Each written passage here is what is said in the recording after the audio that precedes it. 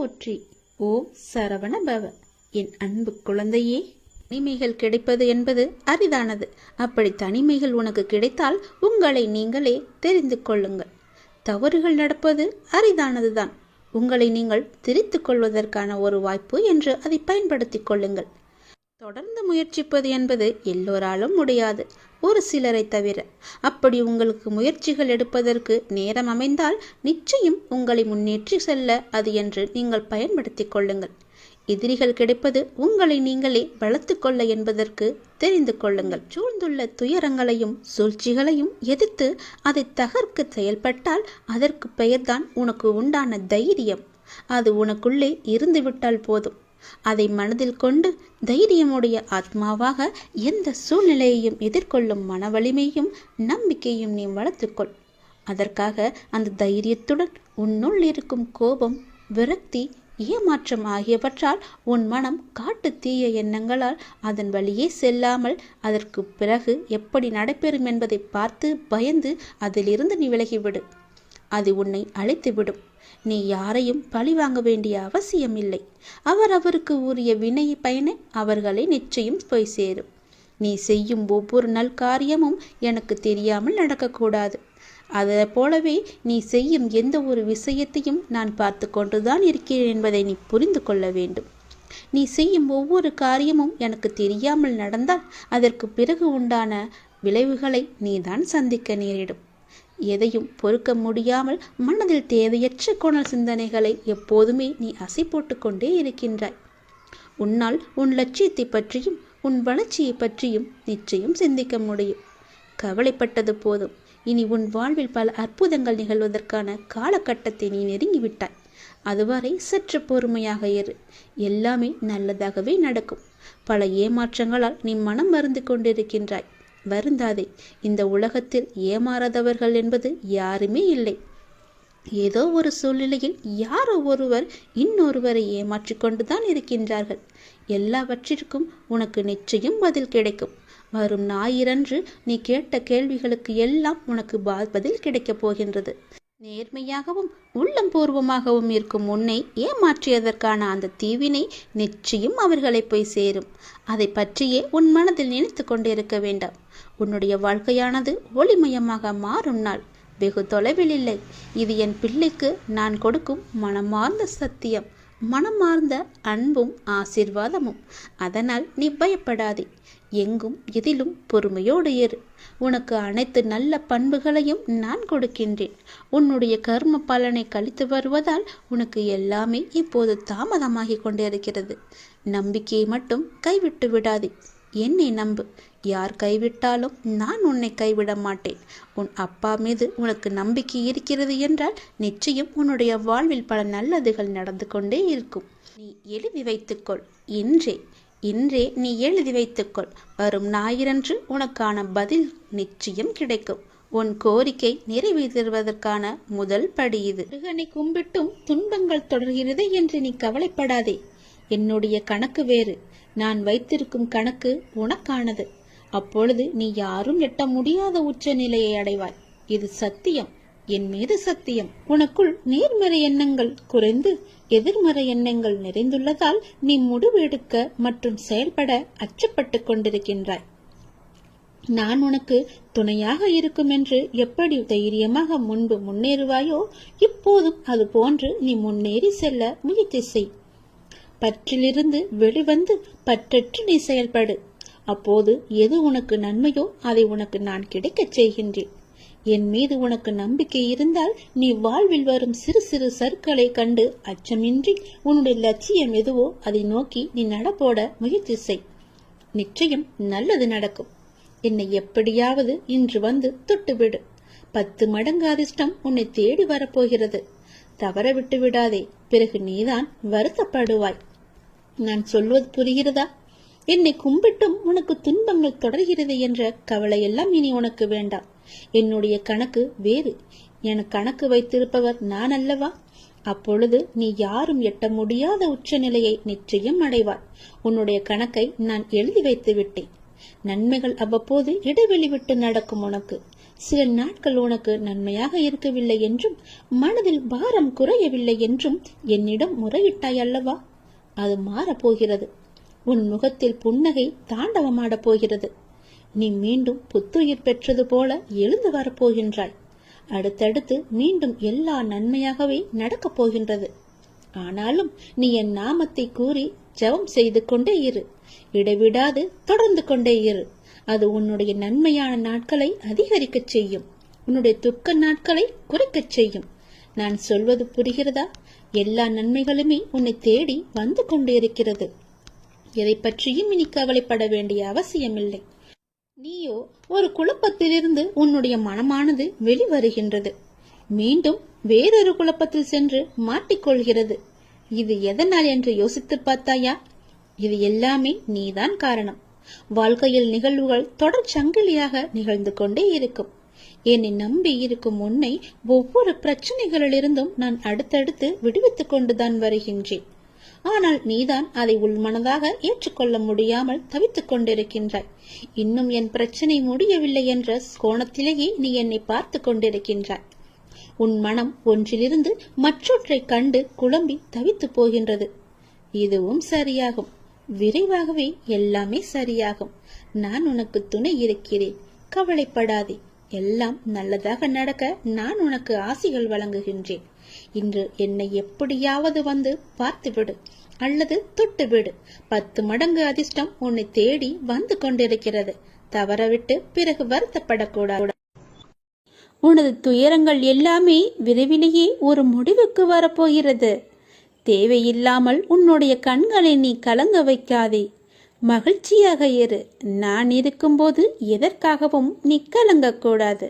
என்னை மீறி எதுவும் நடக்கப் போவதும் இல்லை. உன்னை நான் தேர்ந்தெடுத்து நான் வசிக்கும் இடத்திற்கு வரவழைத்தேன். எப்படிப்பட்ட சூழ்நிலையில் நானும் இருப்பேன் உன்னுடன். கலங்காதே. இன்னும் 1 மணி நேரத்தில், நிச்சயமாக இன்னும் 1 மணி நேரத்தில் உனக்கான நல்ல செய்தி தேடி வரும். என்னை நம்பு. முழுவதுமாக நம்பு. என் வாக்கு என்றுமே பொய்யாகாது. எந்த சூழ்நிலையிலுமே நான் உன்னை பொய்யாக்க மாட்டேன். உன்னை கைவிடவும் மாட்டேன். நம்பிக்கையோடு இரு. உனக்கு என்ன வேண்டும், எது வேண்டும் என்று எனக்கு தெரியும். எல்லாமே என்னிடம் இருக்கிறது. உனக்கு வேண்டியதை நான் கொடுக்கப் போகிறேன். உனக்காகத்தான் நான் காத்து கொண்டிருக்கிறேன். எப்போது என்னை முழுவதுமாக நம்ப ஆரம்பிப்பாயோ அந்த நொடி முதலே உனக்கான நல்ல காலம் பொருந்துவிடும். கவலைப்படாதே. உனக்கு இப்போது மாயை என்ற வலை, கர்மா என்ற துன்பம் உன்னை துரத்தி கொண்டு இருக்கிறது. அதிலிருந்து விடுபடுவதற்காகத்தான் நீ என்னை நம்பு என்று சொல்கிறேன். நீ என்னை நம்பினால் உனக்கு நிச்சயமாக 1 மணி நேரத்தில் நல்ல செய்தி உன்னை தேடி தானாகவே வரும். உன்னை இன்று நான் வழிநடத்தி செல்லும் ஆசானாக நான் இருக்கிறேன். உனக்கான நித்தியப்படி வழங்க நான் சற்று தயங்கி யோசித்து நின்றால் உனக்கு என்னாகும்? என்ன நடந்திருக்கும்? சற்று யோசித்துப்பார். நீ கேட்டு நான் செய்ய வேண்டிய அவசியமில்லை. எந்த சூழ்நிலையிலும் நீ கடந்து வந்த பாதையை மட்டும் நீ மறக்காதே. நான் இருக்கிறேன் என நம்பு. கலங்காதே. உனது கண் முன்னால் நான் அமர்ந்து கொண்டிருக்கிறேன். உன்னுடைய செயல்களில் மாற்றத்தைக் கண்டு என்னை முழுமையாக ஏற்றுக்கொண்டு என்னை நீ காண துடிப்பாய். அப்போது நான் உன் கண் முன்னே தோன்றும் போது உன்னால் பேச முடியாமல் கண்களில் ஆனந்த கண்ணீர் வழிய நீ வாயடைத்து போய் நிற்பாய். உனது கிரகத்தில் நான் வாசம் செய்யும் போது எதற்குமே நீ கலங்காதே. நான் இருக்கிறேன். அனைத்திலும் இருந்து நான் உன்னை விடுவிப்பேன். நல்லதே நடக்கும். உனக்கான எல்லா நல்லதுகளையுமே நான் நடக்க வைத்து உன்னை உயர்த்தி பார்க்க போகிறேன். உனக்கு வேண்டியதை செய்ய நான் இருக்கும்போது எவரிடத்திலும் போய் நீ நின்று கொண்டிருக்காதே. உனது தேவையை பூர்த்தி செய்ய யாசகம் பெற்று உனக்கு தருவதற்கு காத்திருக்கிறேன். நான் இருக்கிறேன் நிழலாக என்றுமே உனக்காக. என் வார்த்தையை நம்பு. நம்பிக்கை வை. வாழ்வில் உனக்கான தேடல் நிச்சயம் கிடைக்கும். அதற்காக உன்னுடனே நான் துணை நிற்பேன். நீ எதற்குமே கலங்காதே. உன் தேடல் எதுவோ அதை நோக்கி நீ பயணப்பட்டு கொண்டே இரு. என் துணை நிச்சயமாக உனக்கு இருக்கும். உன் கண்ணில் வடியும் கண்ணீரை துடைக்க நானே வருவேன். நானே உனக்கு துணையாக இருப்பேன். நீங்கள் சற்று திரும்பி பாருங்கள். உங்களை கஷ்டப்படுத்திய நாட்கள் எல்லாம் கற்றுக் கொடுத்த நாட்கள் என்று உங்களுக்கே தெரிய வரும். அத்தகைய அனுபவங்களை சேகரித்து வையுங்கள். இனி வரும் நாட்களில் எச்சரிக்கையோடு செயல்பட அதுவே உங்களுக்கு உதவியாக இருக்கும். கவலைப்படுவதற்கு காரணங்களை தேடாமல் ஒவ்வொரு நிகழ்விலும் உள்ள யதார்த்தத்தை எண்ணி மகிழ்ச்சியாக இருக்க பழகி கொள்ளுங்கள். எந்த சூழ்நிலையிலும் முயற்சியை மட்டும் கைவிடாதீர்கள்.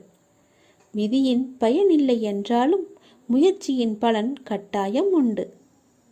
காலில் மிகச்சிறிய முள் குத்தி இருந்தால் கூட எவ்வாறு விரைவாக ஓட முடியாதோ அதே போல உங்கள் மனதில் சிறிய சிறிய பிரச்சனைகள் உங்கள் செயல்பாட்டு திறனை பாதித்தால் நீங்கள் பெரிய வாய்ப்புகளை உரிய தருணத்தில் சரியான முறையில் பயன்படுத்தி வெற்றி காண முடியாது. எனவே சிறு பிரச்சனைகளுக்கு முக்கியத்துவம் தராமல் அப்பிரச்சனைகளுக்கு உடனுக்குடன் தீர்வு கண்டு நமது மனதை மிகவும் அமைதியான முறையில் வைத்துக்கொள்வது நமக்கு விரைவிலேயே வெற்றியை ஈட்டி தரும். வாழ்க்கை முடிவற்ற சாத்தியங்கள் நிறைந்தது. நன்மைகளை அறுவடை செய்ய சரியான நேரத்தில் சரியானதை செய்யுங்கள். கடும் உழைப்பு என்பது ஒரு சந்தோஷம். அதை செய்து கொண்டே இருக்க வேண்டும். வெகு நிச்சயமாய் ஏதோ ஒரு கணத்தில் அந்த கிரீடத்தை தலையில் வைக்கும். அந்த கணம் யாருக்கும் கிரீடம் என்று தெரியாது. ஆனால் உழைப்பவர்களுக்கு கிரீடம் நிச்சயமாகவே உண்டு. ஒருபோதும் உழைப்பவர் தோற்று போக மாட்டார். உழைப்பவருக்கே உழைப்பின் அருமை தெரியும். ஆகவே உழைப்பதை ஒரு வைராக்கியமாக கொண்டு உழைத்து வெற்றி பெற்று நீங்கள் வாழுங்கள். இந்த அப்பாவின் துணை உங்களுக்கு எப்போதுமே இருக்கும். என் அனுக்கிரகத்தால் இந்த பிறவியில் என்னை நீ ஆராதித்து கொண்டிருக்கிறாய். அப்படி என்னை வணங்கும் அவகாசம் உனக்கு கிடைத்ததே ஒரு பெரிய யோகம். நீ இப்பிறவிக்கு சாட்சி. நான் உன் பூர்வ ஜென்மங்கள் அனைத்திற்குமே சாட்சியாக இருப்பேன். நீ எதை பற்றியுமே கவலைப்படாமல் உன்னுடைய இலக்கு எதுவோ அதை நோக்கி நீ பயணப்பட்டு கொண்டே இரு. உன் இலக்கில் எந்த ஒரு கெடுதலும் வராமல் எந்த ஒரு தடையும் வராமல் நான் பார்த்து கொள்கிறேன். என் துணை உனக்கு எப்போதுமே உண்டு. இந்த உலகம் என்பது எல்லோருக்குமே சமம்தான். யாரும் இங்கே அனாதைகள் அல்ல. யாரும் இங்கே உற்றார் உணர்வுகள் இல்லாத தனியாக விடப்பட்ட நபர் அல்ல. எல்லோருக்குமே எல்லாமே இருக்கின்றது. யாரும் எதுவும் இல்லாமல் இங்கே இருக்கவில்லை. அவர்களுக்கு துணையாக நான் இருக்கிறேன். இந்த உலகத்தில் உயர்ந்தவர் தாழ்ந்தவர் என்று யாருமே கிடையாது. யாரும் ஏழையும் அல்ல, யாரும் பணக்காரரும் அல்ல. யாரும் உயர்ந்த ஜாதியும் அல்ல, யாரும் தாழ்ந்த ஜாதியும் அல்ல. யாரும் யாரை விடவும் உயர்ந்தவர் என்றோ தாழ்ந்தவர் என்றோ மதிப்பு மிக்கவர் என்றோ அறிவானவர் என்றோ அழகானவர் என்றோ உங்களையும் நீங்கள் மற்றவர்களையும் நினைக்க வேண்டாம். இந்த பூமியில் ஒவ்வொரு மனிதர்களுமே சிறப்புக்குரியவர்தான். அனைவருமே தத்தம் துறைகளில் சிறப்பானவர்களே. வெட்ட வெளியில் உச்சி வெயிலில் வியர்வை சிந்த நிலத்தில் உழைத்து களைப்பவர்கள் ஆணாக இருக்கட்டும் பெண்ணாக இருக்கட்டும் யாவருக்குமே எல்லோருக்குமே உள்ளதை போல் சுயமரியாதை, கோபம், வலி, மகிழ்ச்சி, பசி, உறக்கம், இழிச்சொல்லின் வலி, புறக்கணிப்பின் வலி போன்ற தனிமனித உணர்ச்சிகள் அத்தனையும் அனைவருக்குமே உண்டு. அவர்களும் மனிதர்கள்தான். உண்மையில் உயர்ந்தவர் தாழ்ந்தவர் என்று யாருமே இல்லை. சில வாய்ப்புகள் தான் யார் இந்த பொழுதில் அவசியமானவர் என்பதை நமக்கு புரிய வைக்கிறது. அந்த புரிதலை உணர்ந்து கொள்பவர்கள் மனித நேயத்துடனே நடந்து கொள்வர். மனிதநேயம் கொண்டவர்களாலேயே மக்களை திருப்திப்படுத்தும் சேவையை வழங்க முடியும். அவர்களே மரணித்தாலும் மனிதர்கள் மனங்களில் இடம் பிடித்து எப்போதும் அழியா புகழுடன் இருப்பார்கள். மனிதர்கள் யாராயினும் அவர்கள் அனைவருமே சமம்தான். உயர்ந்தவர் என்றோ தாழ்ந்தவர் என்றோ படித்தவர் என்றோ படிக்காதவர் என்றோ ஏழை என்றோ பணக்காரன் என்றோ கருப்பு என்றோ சிவப்பு என்றோ உயர்ந்த ஜாதி என்றோ தாழ்ந்த ஜாதி என்றோ எந்த இருமே கிடையாது. அப்படிப்பட்ட நிலை நிச்சயமாகவே மாற வேண்டும். சமத்துவம் என்ற நிலை நிலவ வேண்டும் என்றால் மக்கள் மனதில் மாற்றம் ஏற்பட வேண்டும். ஏற்பட்டே ஆக வேண்டும். எனக்கு எல்லோருமே சமம்தான். நான் யாரையும் ஏற்ற இரக்கத்தோடு நான் பார்ப்பதே இல்லை. அது நம்மிடமிருந்தே தொடங்குவோம். இனி ஒரு உலகம் புதிதாக அமைப்போம். நிகரான மனிதர்களை மதிப்போம். நாமாக வாழ்வோம். முதலில் மனிதனாக வாழ்வோம். நான் யாரையும் ஏற்றம் இரக்கம் கொண்டு பார்க்காமல் அனைவரையும் சமமாகவே பார்க்கிறேன். எல்லோருமே என்னுடைய குழந்தைகள்தான். நீங்களும் அப்படியே பாருங்கள். எனக்காக கொஞ்சம் நேரம் ஒதுக்கி இதை கேள். உன்னை பற்றி நான் முழுமையாக சொல்கிறேன். உன்னுடைய மனநிலை எப்படி இப்போது இருக்கிறது என்று நான் சொல்கிறேன். முழுமையாக எனக்காக நேரம் ஒதுக்கி கவனமாக கேள். நீ எங்கிருந்தாலும் நான் உன்னுடன் இருப்பேன். உன்னுடன் மட்டும்தான் இருப்பேன். நீ இப்போது எந்த நிலையில் இருக்கிறாய் தெரியுமா? இன்ப நிலை நீங்கி துன்ப சுமையை நீ சுமந்து கொண்டிருக்கிறாயே. அனுபவிக்க இன்னும் என்ன இருக்கிறது என்ற அளவில் துன்பத்தின் எல்லை வரை சென்றுவிட்டு வெறுமையாய் நின்று என் சன்னதியில் எனது முகத்தை உற்று பார்த்து அழுது கொண்டிருக்கிறாய். உன்னை நான் கண்டு கொள்ளவில்லை என்று நினைத்தும் கொண்டிருக்கிறாய். உன்னை கரிசனத்தோடு நான் கவனித்து கொண்டுதான் இருக்கிறேன். ஒவ்வொரு முறையும் உன்னை தைரியப்படுத்தி கொண்டுதான் வருகிறேன் என்பதை நீ நினைவுபடுத்திக்கொள். நான் உனக்கு ஒன்றும் செய்யவில்லை என்று மட்டும் நினைத்து விடாதே. உனக்கே தெரியாமல் நான் பல விதத்தில் உனக்கு உதவி கொண்டிருக்கிறேன். இன்னும் நீ கடந்து போக வேண்டிய தூரம் கொஞ்சம் மட்டும்தான் இருக்கிறது. அதுவரை எல்லையற்ற பொறுமையோடு நீ காத்திரு. உனக்கு மிகவும் பொறுமை தேவை. தீவிர நம்பிக்கையோடு உனது சுமையின் கணம் தெரியாமல் இருப்பதற்காக எனது நாமத்தை நீ உச்சரித்தபடியே இருக்க வேண்டும். எனது சத்தத்தை உணர்வுள்ள நீ கவனித்துக்கொண்டு அதன்படி நடந்து கொள். அப்போது உனக்கு ஆறுதல் கிடைக்கும், மன நிம்மதி கிடைக்கும். நீ இப்போது கவலைப்பட்டு கொண்டிருக்கிறாயே, அந்த கவலை உனக்கே தெரியாமல் காணாமல் போய்விடும். இருந்த இடம் தெரியாமல் போய்விடும். நீ எதை பற்றியுமே மனதில் வைத்துக்கொண்டு சஞ்சலப்பட்டு கொண்டிருக்காதே. நான் உன் கூடவே இருக்கிறேன். எது வந்தாலும் நான் பார்த்து கொள்கிறேன். என்னுடைய அருள் நான் உனக்கு தருகிறேன். என் அருள் முழுவதையும் ஆசீர்வாதத்தையும் நான் உனக்கு தருகிறேன். நான் உனக்கு அருள் செய்ய காத்து கொண்டிருக்கிறேன். இப்படியெல்லாம் நான் செய்யும் போது நீ எதற்காக வீணாக கவலைப்பட்டு கொண்டு உன்னை நீயே வருத்தி கொண்டிருக்கிறாய்? வேண்டாம் தங்கமே. வீசும் காற்றுக்கு அளவுகோல் தெரியாது. பாய்ந்து சுழன்று வரும் அலையான நீருக்கு அளவு கிடையாது. சுடர் கொண்டு எரியும் நெருப்புக்கு அளவை எட்ட முடியாது. பரந்த ஆகாயத்திற்கு எல்லை என்ற அளவுகோல் இல்லை.